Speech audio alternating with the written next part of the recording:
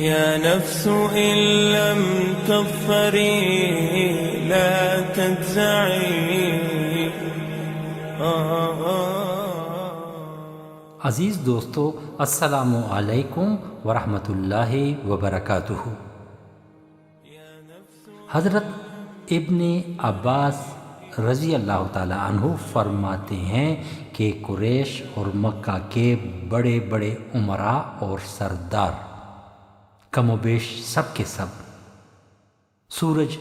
ڈوبنے کے بعد کعبہ کے پیچھے کی جانب جمع ہوئے اور آپس کے مشورہ سے یہ بات طے کی کہ محمد صلی اللہ علیہ وسلم کو آدمی بھیج کر بلاؤ اور ان سے کھل کر بات کرو اور ان سے اتنا جھگڑو کہ یہ لوگ سمجھ جائیں کہ ہم نے پوری کوشش کی ہے۔ چنانچہ ایک آدمی کو یہ پیغام دے کر حضور صلی اللہ علیہ وسلم کے پاس بھیجا کہ آپ کی قوم کے سردار آپ سے بات کرنے کے لیے یہاں جمع ہیں۔ آپ صلی اللہ علیہ وسلم جلدی سے ان کے پاس اس خیال سے تشریف لے آئے کہ شاید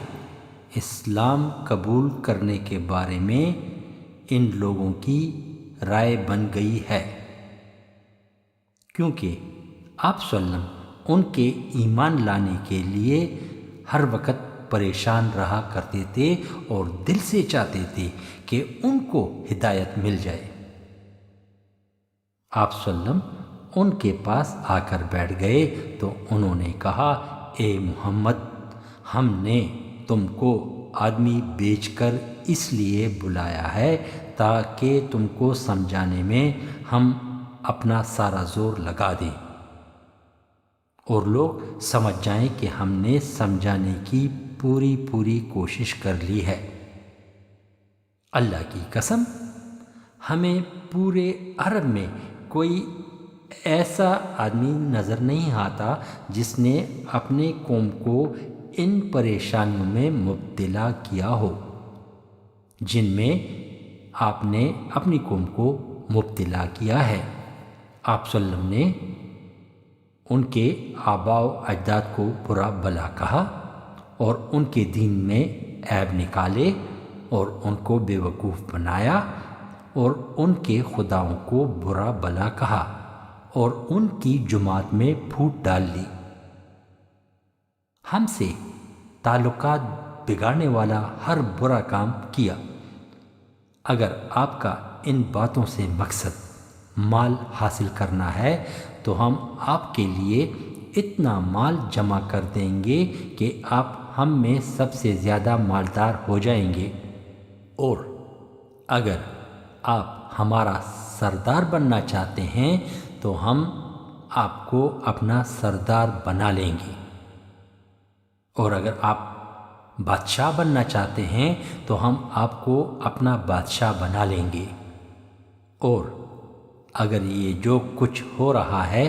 یہ سب کچھ جنات کے اثر سے ہو رہا ہے جس کے سامنے آپ بے بس ہیں، تو ہم اس کا علاج کروانے کے لیے اپنی ساری دولت خرچ کرتے رہیں گے یہاں تک کہ یا تو آپ ٹھیک ہو جائیں یا آپ کے مزید علاج میں ہم معذور سمجھے جائیں، یعنی یہ پتہ چل جائے کہ یہ لا علاج مرض ہے۔ حضور صلی اللہ علیہ وسلم نے جواب میں فرمایا، جتنی باتیں تم کہہ رہے ہو ان میں سے کوئی بات بھی میرے دل میں نہیں۔ جس دعوت کو لے کر میں تمہارے پاس آیا ہوں اس سے مقصد نہ تو تمہارا مال حاصل کرنا ہے، نہ تمہارا سردار یا بادشاہ بننا ہے، بلکہ اللہ تعالیٰ نے مجھے تمہاری طرف رسول بنا کر بھیجا ہے اور مجھ پر ایک کتاب نازل فرمائی ہے اور مجھے اس بات کا حکم دیا ہے کہ تم میں سے جو مان جائے اسے خوشخبری سناؤ اور جو نہ مانے اسے اللہ کے عذاب سے ڈراؤ، اور میں نے تمہیں اللہ کا پیغام پہنچا دیا ہے اور میں تمہارا بھلا چاہتا ہوں۔ جو دعوت لے کر میں تمہارے پاس آیا ہوں اگر تم اسے قبول کرو گے تو دنیا اور آخرت میں آپ لوگ کامیاب ہوں گے، اور اگر قبول نہیں کرو گے تو میں اللہ کے حکم کا انتظار کروں گا یہاں تک کہ وہی میرے اور تمہارے درمیان فیصلہ کر لے۔ یہ سن کر قریش کے سرداروں نے کہا، اے محمد، جو باتیں ہم نے آپ کو پیش کی ہیں اگر وہ آپ کو قبول نہیں تو آپ کو خوب معلوم ہے کہ دنیا میں کوئی ہم سے زیادہ تنگ شہر والا، ہم سے زیادہ کم مال والا اور ہم سے زیادہ سخت زندگی گزارنے والا نہیں۔ تو آپ کے جس رب نے آپ کو یہ دعوت دے کر بھیجا ہے اس سے آپ ہمارے لیے یہ سوال کریں کہ وہ ان پہاڑوں کو ہم سے دور ہٹا دے جن کی وجہ سے ہمارے شہر تنگ پڑ گئے ہیں، اور ہمارے شہروں کو وسیع بنا دے اور یہاں شام اور عراق جیسی نہریں چلا دے، اور ہمارے آباء و اجداد جو مر چکے ہیں ان کو دوبارہ زندہ کر دے، اور ان میں سے خاص طور سے کسی بن کلاب کو زندہ کرے کیونکہ وہ سچے بزرگ تھے، اور پھر ہم انہی سے پوچھیں گے کہ آپ جو کچھ کہہ رہے ہیں وہ حق ہے یا غلط۔ جتنی باتوں کا ہم نے آپ سے مطالبہ کیا ہے اگر آپ ان کو پورا کر دیں گے اور ہمارے آباء و اجداد آپ صلی اللہ علیہ وسلم کی تصدیق کر دیں گے تو ہم بھی آپ کو سچا مانیں گے، اور اس سے ہمیں پتہ چل جائے گا کہ اللہ کے ہاں آپ کا بڑا مرتبہ ہے، اور جیسے آپ کہہ رہے ہیں واقعہ اس نے آپ کو رسول بنا کر بھیجا ہے۔ اس پر آپ نبی کریم صلی اللہ علیہ وآلہ وسلم نے فرمایا، مجھے ان کاموں کے لیے نہیں بھیجا گیا، اور میں تمہارے پاس وہی باتیں لے کر آیا ہوں جن کو دیکھ کر اللہ نے مجھے بھیجا ہے، اور جو کچھ دے کر مجھے تمہاری طرف بھیجا گیا ہے وہ سب میں تمہیں پہنچا چکا ہوں۔ اگر تم انہیں قبول کرو گے تو تمہیں دنیا اور آخرت میں خوش قسمتی ملے گی، اور اگر تم قبول نہ کرو گے تو میں اللہ کے حکم کا انتظار کروں گا یہاں تک کہ وہ میرے اور آپ کے درمیان فیصلہ کر لے۔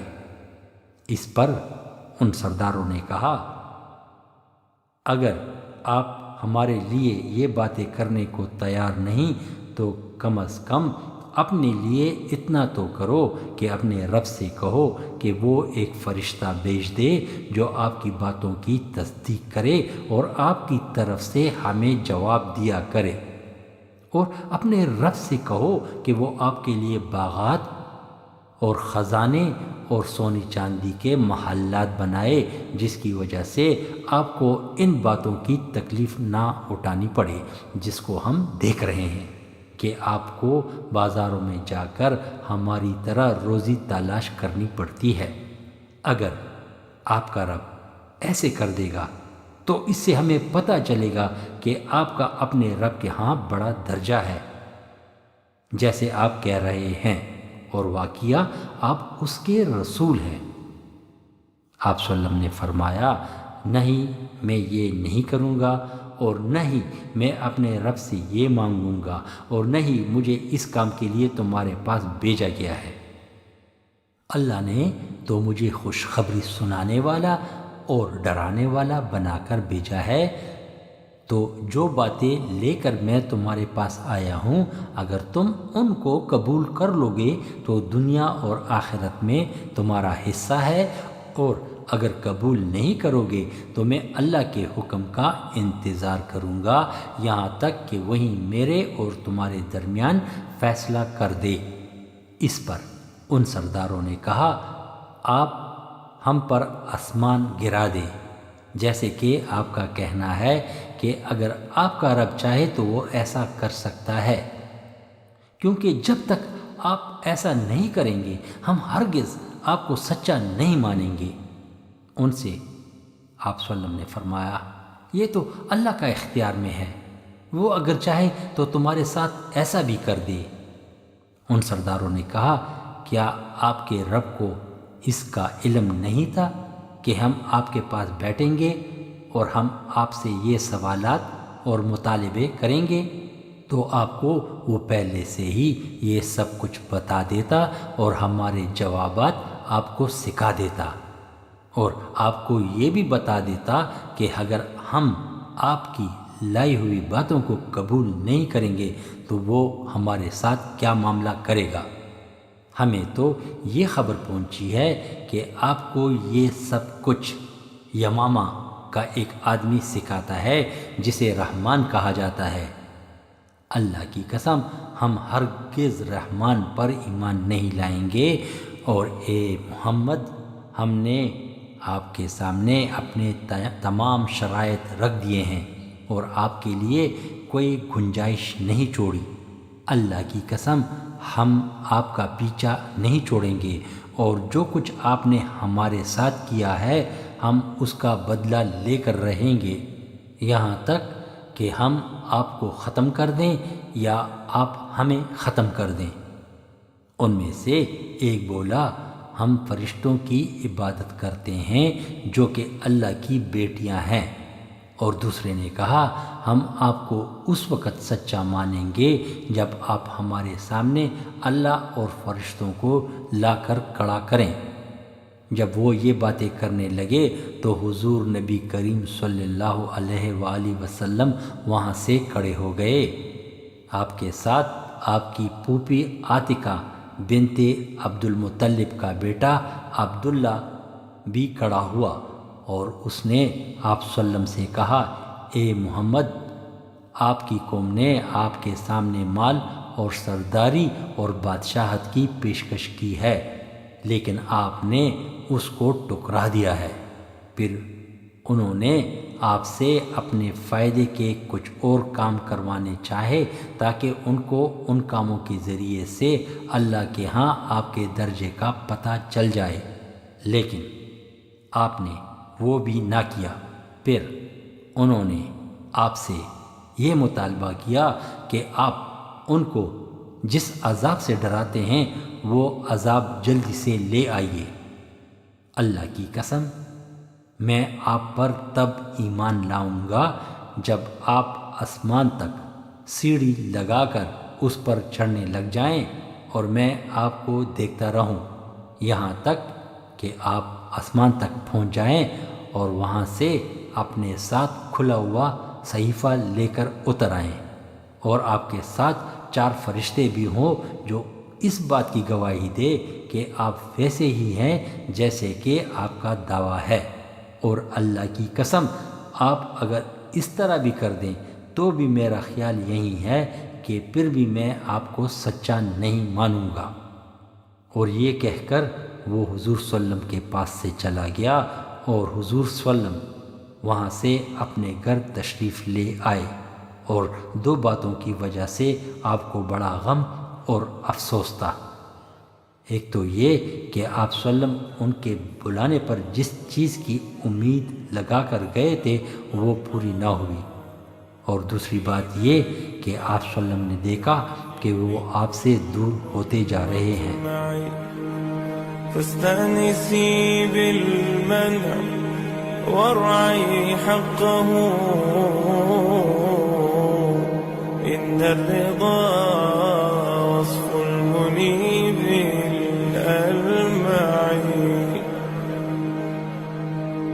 وإذا بدا من ناطق الوجدان ما يدعوك للياس الذميم الأشنع فاستيقظي من نومة الغفلات وليكن الرجاء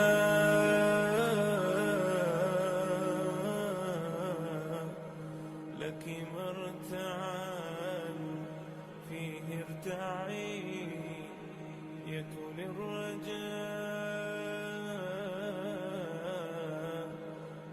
الرجاء لك